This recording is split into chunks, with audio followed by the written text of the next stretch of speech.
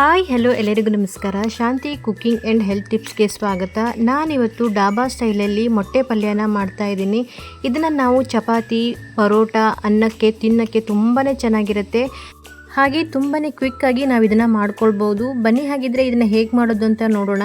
ಅದಕ್ಕಿಂತ ಮೊದಲು ಯಾರೆಲ್ಲ ನಮ್ಮ ಚಾನಲ್ನ ನೋಡ್ತಾ ಇದ್ದೀರಾ ಪ್ಲೀಸ್ ಲೈಕ್ ಆ್ಯಂಡ್ ಸಬ್ಸ್ಕ್ರೈಬ್ ಮಾಡಿ ಆ್ಯಂಡ್ ಸಪೋರ್ಟ್ ಮಾಡಿ. ಮೊದಲಿಗೆ ನಾನಿಲ್ಲಿ ಮೊಟ್ಟೆಯನ್ನು ಬೇಯಿಸಿಟ್ಕೊಂಡಿರುವಂತಹ ಮೊಟ್ಟೆ ಪೂರ್ತಿಯಾಗಿ ತಣ್ಣಗಾದ್ಮೇಲೆ ಸಿಪ್ಪೆ ತೆಗೆದು ಅದನ್ನು 2 ಭಾಗ ಮಾಡಿ ಈ ರೀತಿಯಾಗಿ ಕಟ್ ಮಾಡ್ಕೊಳ್ತಾ ಇದ್ದೀನಿ. ನಾನು ಆಗಲೇ ಹೇಳಿದಾಗಲೇ ಈ ಮೊಟ್ಟೆ ಪಲ್ಯನ ಮಾಡೋದು ಸ್ವಲ್ಪ ಡಿಫ್ರೆಂಟ್, ಆದರೆ ಟೇಸ್ಟ್ ಅಂತೂ ತುಂಬಾ ಚೆನ್ನಾಗಿರುತ್ತೆ. ಚಪಾತಿಗೆ ಪರೋಟಾಗೆ ತಿನ್ನಕ್ಕಂತೂ ಇನ್ನೂ ಚೆನ್ನಾಗಿರುತ್ತೆ. ಮಕ್ಕಳಿಗಂತೂ ಈ ರೀತಿಯಾಗಿ ಡಿಫ್ರೆಂಟಾಗಿ ಮಾಡಿಕೊಟ್ರೆ ತುಂಬಾ ಇಷ್ಟಪಟ್ಟು ತಿಂತಾರೆ. ನೋಡಿ, ನಾನೀಗ ಎಲ್ಲ ಮೊಟ್ಟೆಯನ್ನು ಸಣ್ಣದಾಗಿ ಕಟ್ ಮಾಡಿ ಇಟ್ಕೊಂಡಿದ್ದೀನಿ. ನಂತರ ಒಂದು ಮಿಕ್ಸಿ ಜಾರಿಗೆ ಒಂದು ಸ್ವಲ್ಪ ಬೆಳ್ಳುಳ್ಳಿ ಹೆಸಳು, ಹಾಗೆ ಒಂದು ಸ್ವಲ್ಪ ಶುಂಠಿ ಮತ್ತು ಒಂದು 4ರಿಂದ 5 ನೆನೆಸಿಟ್ಕೊಂಡಿರುವಂತಹ ಗೋಡಂಬಿಯನ್ನು ಸೇರಿಸ್ಕೊಳ್ತಾ ಇದ್ದೀನಿ. ಖಾರಕ್ಕೆ ಒಂದು 4 ಹಸಿಮೆಣಸಿನಕಾಯಿ, ಹಾಗೆ ಒಂದು ಸ್ವಲ್ಪ ಕೊತ್ತಂಬರಿ ಸೊಪ್ಪನ್ನು ಸೇರಿಸ್ಕೊಂಡು ರುಬ್ಬಕ್ಕೆ ಸ್ವಲ್ಪ ನೀರನ್ನು ಸೇರಿಸ್ಕೊಂಡು ಇವಾಗ ಇದನ್ನು ರುಬ್ಕೊಳ್ತಾ ಇದ್ದೀನಿ. ಇವಾಗ ಗ್ರೀನ್ ಮಸಾಲೆಯನ್ನು ರುಬ್ಬಿಟ್ಕೊಂಡಿದ್ದೀನಿ.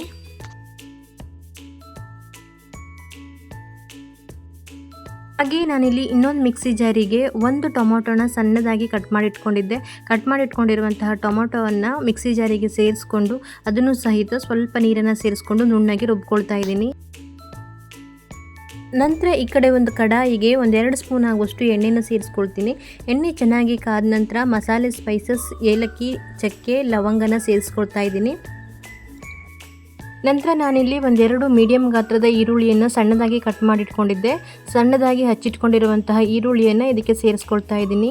ಹಾಗೆ ಈರುಳ್ಳಿಯನ್ನು ಸೇರಿಸ್ಕೊಂಡ ನಂತರ ಇದನ್ನು ಸುಮಾರು ಒಂದು 5 ನಿಮಿಷ ಚೆನ್ನಾಗಿ ಕಲರೆಲ್ಲ ಚೇಂಜ್ ಆಗೋ ತನಕ ಇದನ್ನು ಫ್ರೈ ಮಾಡ್ಕೊಳ್ಬೇಕು.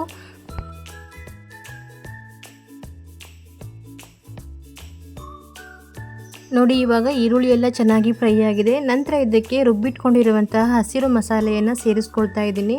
ಹಾಗೆ ಸ್ವಲ್ಪ ನೀರನ್ನು ಸೇರಿಸ್ಕೊಂಡು ಇದನ್ನೊಮ್ಮೆ ಚೆನ್ನಾಗಿ ಮಿಕ್ಸ್ ಮಾಡ್ಕೊಳ್ತಾ ಇದ್ದೀನಿ. ಸೇರಿಸ್ಕೊಂಡಿರುವಂತಹ ಹಸಿರು ಮಸಾಲೆನ ಸುಮಾರು 1-2 ನಿಮಿಷ ಇದನ್ನು ಚೆನ್ನಾಗಿ ಫ್ರೈ ಮಾಡ್ಕೊಳ್ಬೇಕು. ನಂತರ ಇದಕ್ಕೆ ಮೊದಲೇ ರುಬ್ಬಿಟ್ಕೊಂಡಿರುವಂತಹ ಟೊಮೊಟೊ ಪೇಸ್ಟನ್ನು ಸಹಿತ ಸೇರಿಸ್ಕೊಳ್ತಾ ಇದ್ದೀನಿ. ಇವಾಗ ಸೇರಿಸ್ಕೊಂಡಿರುವಂತಹ ಟೊಮೊಟೊ ಪೇಸ್ಟು ಮತ್ತು ಗ್ರೀನ್ ಮಸಾಲೆಯ ವಾಸನೆ ಎಲ್ಲ ಪೂರ್ತಿಯಾಗಿ ಹೋಗಬೇಕು, ಹಸಿ ವಾಸನೆ ಎಲ್ಲ ಹೋಗಬೇಕು.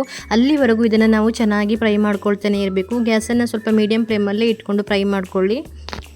ನಿಜವಾಗ್ಲೂ ಈ ಒಂದು ಮೊಟ್ಟೆ ಪಲ್ಯ ತಿನ್ನಕ್ಕಂತೂ ತುಂಬಾ ಚೆನ್ನಾಗಿರುತ್ತೆ. ಇದನ್ನು ನಾವು ಜಾಸ್ತಿ ಸಮಯ ತಗೊಳ್ಳದೆ ತುಂಬಾ ಬೇಗನೆ ಮಾಡ್ಕೊಳ್ಬೋದು. ನೀವು ಕೂಡ ಟ್ರೈ ಮಾಡಿ ನೋಡಿ. ಇವಾಗ ಮಸಾಲೆ ಎಲ್ಲ ಚೆನ್ನಾಗಿ ಫ್ರೈ ಆಗಿದೆ, ಮಸಾಲೆಯಲ್ಲಿರುವಂಥ ಹಸಿ ವಾಸನೆ ಎಲ್ಲ ಹೋಗಿದೆ. ನಂತರ ನಾನು ಇದಕ್ಕೆ 1/4 ಸ್ಪೂನ್ ಆಗುವಷ್ಟು ಅರಿಶಿನ ಪೌಡರ್, 1 ಸ್ಪೂನ್ ಖಾರ ಪೌಡರ್, 1 ಸ್ಪೂನ್ ಧನಿಯಾ ಪೌಡರ್ ಹಾಗೂ 1 ಸ್ಪೂನ್ ಗರಂ ಮಸಾಲ ಪೌಡರ್ನ ಸೇರಿಸ್ಕೊಳ್ತಾ ಇದ್ದೀನಿ. ಹಾಗೆ ನಂತರ ರುಚಿಗೆ ಬೇಕಾದಷ್ಟು ಉಪ್ಪನ್ನು ಸೇರಿಸ್ಕೊಂಡು ಇವಾಗ ಇದನ್ನು ಒಮ್ಮೆ ಚೆನ್ನಾಗಿ ಮಿಕ್ಸ್ ಮಾಡ್ಕೊಳ್ತಾ ಇದ್ದೀನಿ.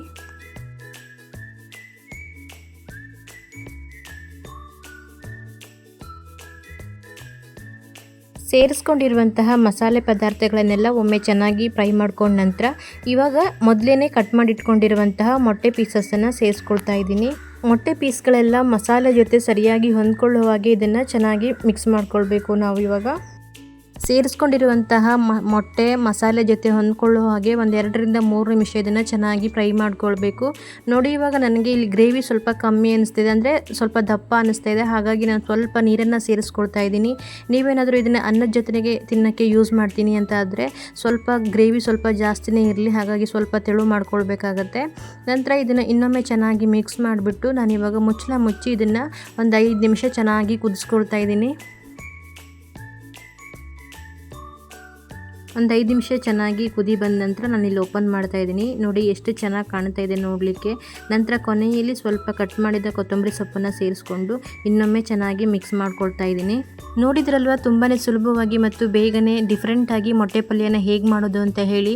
ಚಪಾತಿ ಜೊತೆ ಅನ್ನಕ್ಕಂತೂ ತಿನ್ನೋಕ್ಕೆ ತುಂಬಾ ಚೆನ್ನಾಗಿರುತ್ತೆ. ನಾನು ಮಾಡಿರೋ ಈ ವಿಡಿಯೋ ನಿಮಗೆ ಇಷ್ಟ ಆದರೆ ಈ ವಿಡಿಯೋನ ನಿಮ್ಮ ಫ್ಯಾಮಿಲಿ ಆ್ಯಂಡ್ ಫ್ರೆಂಡ್ಸ್ಗೂ ಶೇರ್ ಮಾಡಿ. ಹಾಗೆ ಯಾರೆಲ್ಲ ಈ ವಿಡಿಯೋ ನೋಡ್ತಾ ಇದ್ದೀರಾ ಪ್ಲೀಸ್ ಲೈಕ್ ಆ್ಯಂಡ್ ಸಬ್ಸ್ಕ್ರೈಬ್ ಮಾಡಿ ಆ್ಯಂಡ್ ಸಪೋರ್ಟ್ ಮಾಡಿ. ಬಾಯ್, ಹ್ಯಾಪಿ ಕುಕ್ಕಿಂಗ್. ಮತ್ತೆ ಸಿಗೋಣ ಹೊಸ ರೆಸಿಪಿಯೊಂದಿಗೆ.